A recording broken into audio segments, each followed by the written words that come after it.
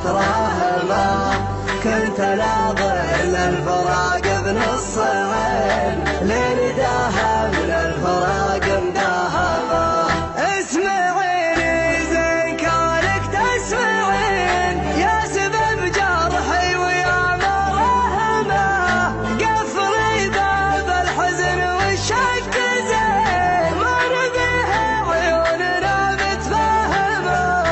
يا حبيب القلب شاعر هالحزين،